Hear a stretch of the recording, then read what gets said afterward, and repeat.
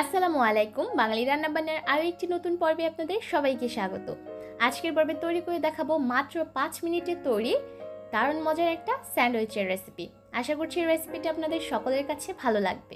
আজকের রেসিপির প্রধান উপকরণ হচ্ছে পাউরুটি। আমি এখানে স্লাইসড ব্রেড নিয়ে নিয়েছি, আপনারা আপনাদের প্রয়োজন অনুযায়ী নিয়ে নেবেন। আর সেই সাথে লাগবে গ্রেট করে নেওয়া গাজর, টমেটো কুচি, পেঁয়াজ কুচি আর কাঁচামরিচ কুচি। এবার সব কিছুকে একসাথে মিশিয়ে নিচ্ছি।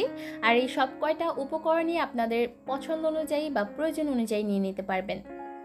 ভালোভাবে মেশানো হয়ে গেলে এবার এর মধ্যে সামান্য একটু লবণ আর সেই সাথে আধা চা চামচের মতো চিলি ফ্লেক্স দিয়ে খুব ভালোভাবে মাখিয়ে নিচ্ছি।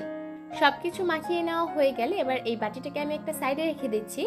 আজকের স্যান্ডউইচ তৈরি করার জন্য আমাদের প্রয়োজন পড়বে স্লাইসড চিজ। আপনারা চাইলে মোজারেলা চিজও ব্যবহার করতে পারেন, আবার চাইলে স্লাইসড চিজও ব্যবহার করতে পারেন। এবার প্রথমে একটা পাউরুটির স্লাইস নিয়ে নিয়েছি আর এর উপর সামান্য একটু টমেটো সস দিয়ে দিচ্ছি। আর টমেটো সস খুব ভালোভাবে রুটির গায়ে ছড়িয়ে দিচ্ছি। দেওয়া হয়ে গেলে এর মধ্যে দিয়ে দিলাম মেয়োনেজ। আর এই দুইটাই আপনারা আপনাদের পছন্দ অনুযায়ী বাড়িয়ে বা কমিয়ে নিতে পারবেন। আর মেয়োনেজটা যদি হাতের কাছে না থাকে সেক্ষেত্রে বাদ দিলেও চলবে। এবার আমরা আগে থেকে যে গাজর, পেঁয়াজ আর টমেটো একসাথে মিশিয়ে রেখেছিলাম সেখান থেকে অল্প একটু নিয়ে রুটির উপর দিয়ে দিচ্ছি। আর এটা আপনারা আপনাদের প্রয়োজন অনুযায়ী বাড়িয়ে বা কমিয়ে দিতে পারবেন। দিয়ে দেওয়া হয়ে গেলে উপর থেকে একটা চিজ স্লাইস দিয়ে দিচ্ছি, তারপর পাউরুটি দিয়ে দিচ্ছি। এবার চুলায় একটা প্যান বসিয়ে এর মধ্যে দিয়ে দিলাম 1 টেবিল চামচের মতো বাটার। আর বাটারটা যখন একটু মেল্ট হয়ে আসবে ঠিক সেই পর্যায়ে এর মধ্যে স্যান্ডউইচটা দিয়ে দিলাম আর একটু ঘুরিয়ে দিয়ে দিচ্ছি, এতে করে চারিপাশে বাটারটা লেগে যাবে। এবার চুলার আঁচটাকে মিডিয়াম লোতে করে দিয়ে প্যানটাকে একটা ঢাকনা দিয়ে ঢেকে দিচ্ছি, এতে করে স্যান্ডউইচের ভেতরের অংশটা খুব ভালোভাবে সেদ্ধ হবে।